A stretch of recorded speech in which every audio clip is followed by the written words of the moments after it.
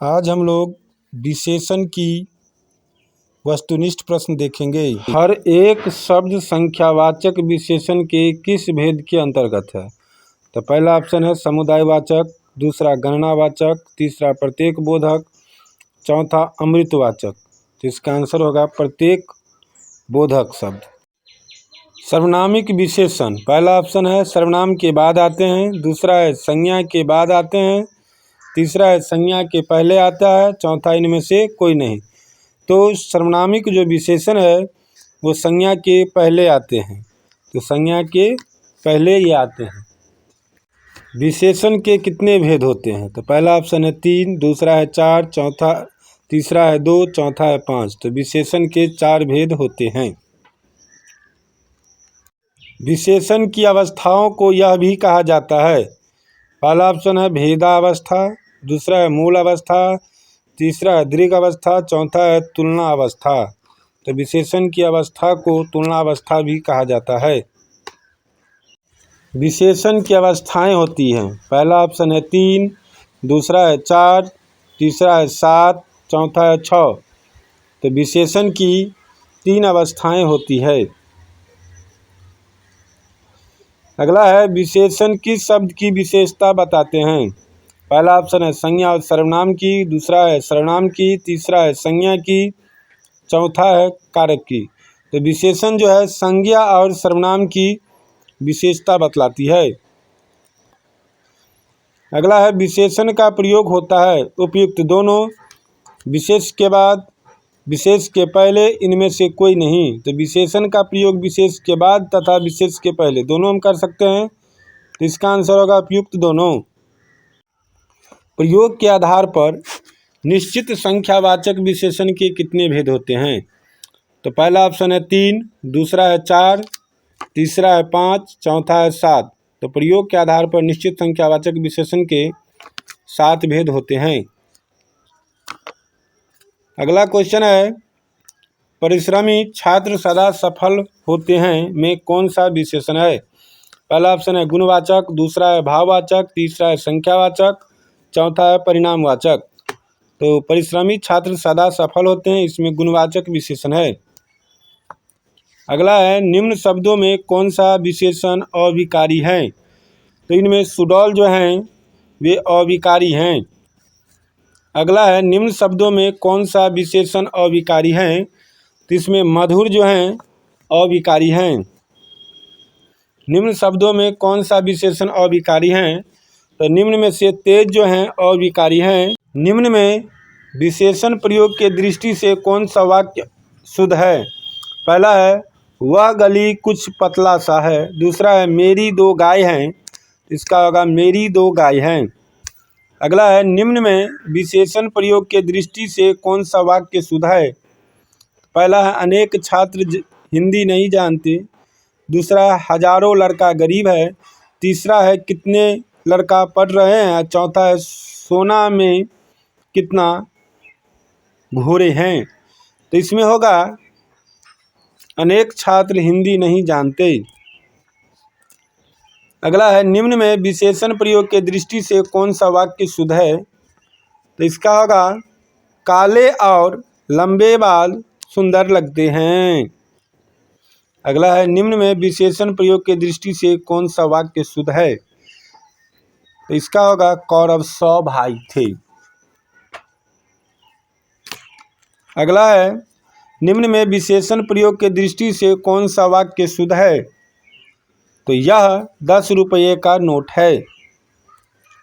अगला है निम्न में विशेषण प्रयोग के दृष्टि से कौन सा वाक्य शुद्ध है? तो इसका होगा प्रत्येक घोड़ा काला नहीं होता। निम्न में विशेषण की दृष्टि से अशुद्ध वाक्य कौन सा है? तो इसमें प्राची बहुत चंचला है, यह अशुद्ध वाक्य है। निम्न शब्दों में कौन सा विशेषण अविकारी है? तो इनमें कुरूप जो है अविकारी हैं। अगला है निम्न शब्दों में कौन सा विशेषण अविकारी है? तो इसमें सुंदर अविकारी शब्द हैं। निम्न शब्दों में कौन सा विशेषण अविकारी है? तो बनारसी जो है अविकारी हैं। अगला है निम्न शब्दों में कौन सा विशेषण अविकारी है? तो महानता अविकारी है। अगला है निम्न में से संख्यावाचक विशेषण का भेद है। गणनावाचक, क्रमवाचक, समुदायवाचक, सभी। तो सभी जो है संख्यावाचक विशेषण का भेद है। निम्न में किसका तुलनात्मक विशेषण अशुद्ध है? तो समीप्य का तुलनात्मक विशेषण अशुद्ध है। निम्न में संज्ञा से बने विशेषण में कौन सा शब्द अशुद्ध है? गरीब, गरीबी। निम्न में संज्ञा से बने विशेषण में कौन सा शब्द अशुद्ध है? बंगाल, बंगाली। निम्न में संज्ञा से बने विशेषण में कौन सा शब्द अशुद्ध है? कुल, कुलवंत। निम्न में विशेषण विशेष का कौन सा युग्म अशुद्ध है? गोल, प्रश्न। निम्न में विशेषण विशेष का कौन सा युग्म अशुद्ध है? तो इसमें होगा चंचल, पत्थर। निम्न में विशेषण विशेष का कौन सा युग्म अशुद्ध है? तो इसमें होगा गीला, आकाश। निम्न में विशेषण विशेष का कौन सा युग्म अशुद्ध है? तो प्राकृतिक, मनुष्य। निम्न में विशेषण विशेष का कौन सा युग्म अशुद्ध है? छिपा, घर। निम्न में विशेषण विशेष का कौन सा युग्म अशुद्ध है? तो तरसता, बालक। निम्न में विशेषण विशेष का कौन सा युग्म अशुद्ध है? तो बुद्धिमती, पंडित। निम्न में विशेषण विशेष का कौन सा युग्म अशुद्ध है? तो पहला ऑप्शन है बुरी आदत, दूसरा है चमकीली साड़ी, तीसरा है पतला दीवार। तो इसका पतला दीवार होगी। निम्न में विशेषण विशेष का कौन सा युग्म अशुद्ध है? गुणवती, मनुष्य। निम्न में विशेषण विशेष का कौन सा युग्म अशुद्ध है? पहला ऑप्शन है प्यारा बच्चा, दूसरा ऑप्शन है टेढ़ी पंक्ति, तीसरा है मोटा हाथी और चौथा है वह लड़कियां। तो इसमें वह लड़कियां होगी।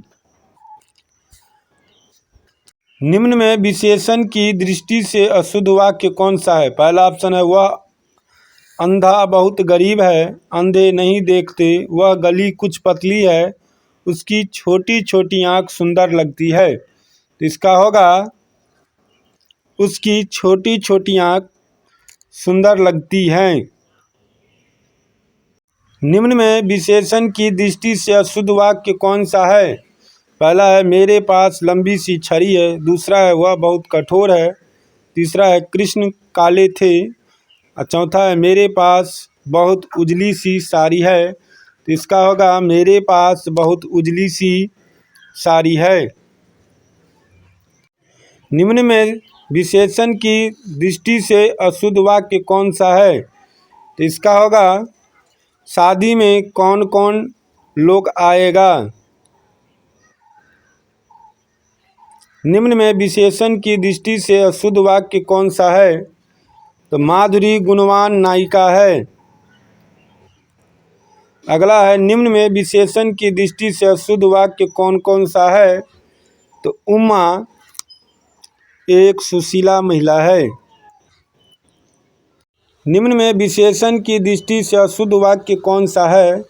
तो इसमें तुम्हारे पास कितनी चांदी है, यह जो है प्रधानमंत्री का आवास तीसरे रास्ते पर है, इस वाक्य में कौन सा विशेषण है? निश्चित संख्यावाचक। निम्न में विशेषण की दृष्टि से अशुद्ध वाक्य कौन है? तो इनमें होगा इस पुस्तकों के प्रश्न सरल हैं। निम्न में कौन गुणवाचक विशेषण नहीं है? तो गुजराती गुणवाचक विशेषण नहीं है। निम्न में कौन गुणवाचक विशेषण नहीं है? तो बहुत गुणवाचक विशेषण नहीं है। निम्न में कौन गुणवाचक विशेषण नहीं है? सारा गुणवाचक विशेषण नहीं है। निम्न में कौन गुणवाचक विशेषण नहीं है? तो अधिक जो है गुणवाचक विशेषण नहीं है। निम्न में कौन गुणवाचक विशेषण नहीं है? तो पूरा गुणवाचक विशेषण नहीं है। कौन सी विशेषण की अवस्था नहीं है? तो उत्तर अवस्था, मध्य अवस्था, मूल अवस्था, उत्तरम अवस्था। तो इसमें से जो है मध्य अवस्था यह विशेषण की अवस्था नहीं है। सब चूहे पकड़ में आ गए वाक्य में कौन सा विशेषण है? तो इसमें अनिश्चित संख्यावाचक विशेषण होगी।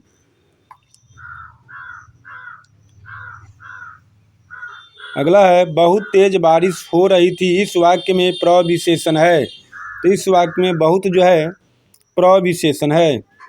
अगला है पहला दूसरा शब्द संख्यावाचक विशेषण के किस भेद के अंतर्गत है? तो ये क्रमवाचक संख्यावाचक विशेषण के अंतर्गत है।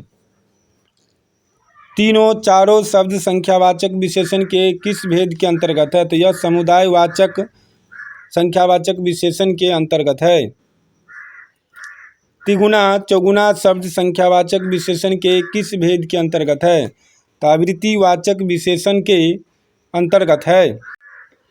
गाय का दूध स्वास्थ्य के लिए सर्वोत्तम औषधि है, इस वाक्य में कौन सा विशेषण है? तो इस वाक्य में गुणवाचक विशेषण है। कोमल सबसे कुरूप है वाक्य में विशेषण की कौन सी अवस्था है? तो इसमें जो है उत्तम अवस्था है। कुछ बहुत शब्द संख्यावाचक विशेषण के किस भेद के अंतर्गत है? तो कुछ बहुत शब्द अनिश्चित संख्यावाचक विशेषण के अंतर्गत है। कुछ लड़कियां आ रही है वाक्य में कौन सा विशेषण है? तो कुछ लड़कियां आ रही है इस वाक्य में सर्वनामिक विशेषण है। उस घर में कौन रहता है में कौन सा विशेषण है? तो उस घर में कौन रहता है इसमें संख्यावाचक विशेषण है। उस घर में कौन रहता है में कौन सा विशेषण है? तो इसमें सर्वनामिक विशेषण है। आज 2 छात्र अनुपस्थित थे में कौन सा विशेषण है? तो इसमें संख्यावाचक विशेषण है। हर एक शब्द संख्यावाचक विशेषण के किस भेद के अंतर्गत है? तो यह जो है प्रत्येक बोधक शब्द के अंतर्गत है। प्रविशेषण कहते हैं विशेषण के पहले लगने वाले विशेषण को, विशेषण के विशेषता बताने वाले शब्द को, विशेष्य की विशेषता बताने वाले शब्द, विधेय की विशेषता बताने वाले शब्द। तो प्रविशेषण जो है विशेषण की विशेषता बताने वाले शब्द को कहते हैं। प्रविशेषण बताते हैं। प्रविशेषण जो है विशेषणों की विशेषता बतलाते हैं। वाक्य में विशेष आता है। वाक्य में कभी विशेष विशेषण के बाद भी आता है तो कभी विशेषण से पहले अर्थात पूर्व भी आता है, माने कहीं पूर्व तो कहीं बाद में। विशेष के बाद लगने वाला विशेषण है।